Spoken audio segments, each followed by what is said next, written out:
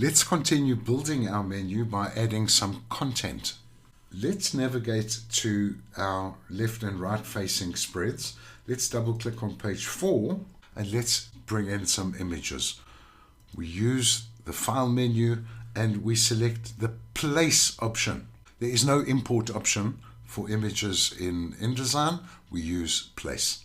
Let's navigate to our source folder where our images are. I'm just going to use this beach ball image just to show you the importance of placing an image.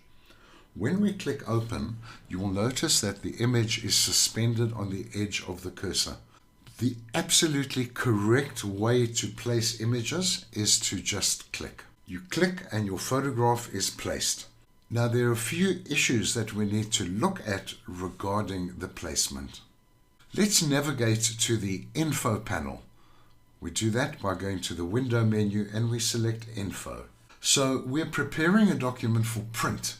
So it's not good enough to have the document in the RGB color space. We would need to take this document into Photoshop and we would need to convert it to the CMYK color mode. But that aside for now, let's assume that your client is now requesting that this image fills both left and right facing spreads.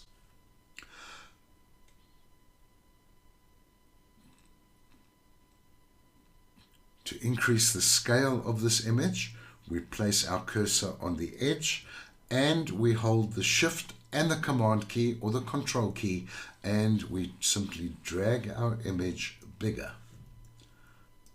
This is what your client requested, that the image fill both left and right spreads. However, look what has happened here.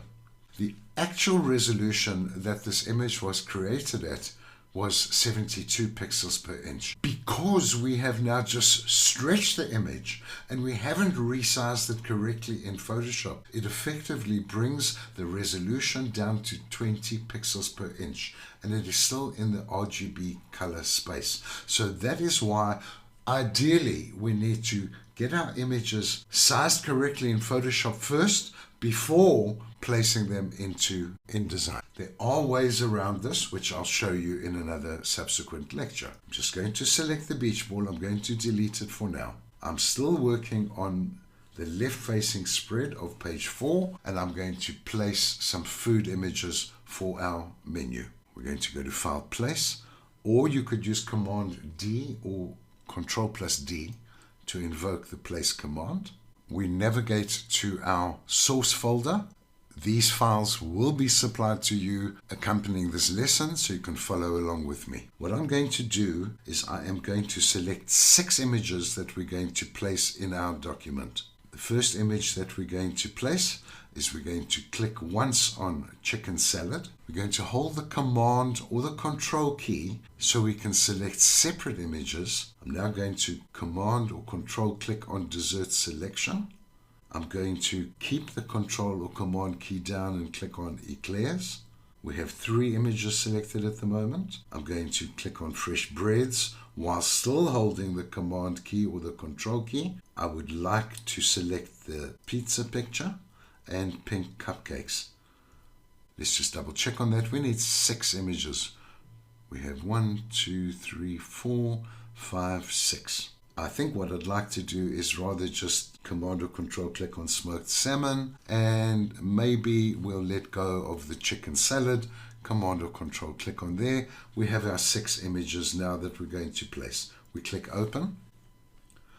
If we now look at the cursor, 6 images are suspended on the edge of the cursor. Now we haven't got them sized correctly in Photoshop and they are still in RGB, but we'll deal with that later. Let's go and place these images into our document. So to start off with, I'm going to eyeball this. I'm going to click and drag the image to about that size over there. You will notice that we see a black arrow. When I move it in line with the other image, it changes to white and they are lined up with each other.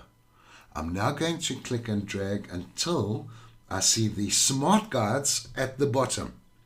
The green smart guides, that is exactly sized as per the first image. I'm going to do the same with the third picture.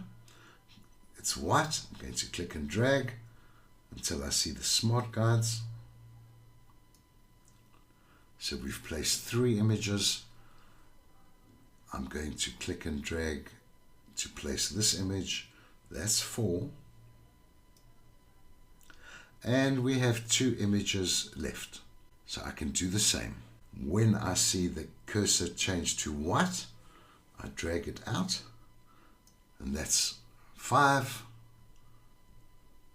And I can now see that the cursor is white, and I click and drag until I see the smart guides, and that is 6 images.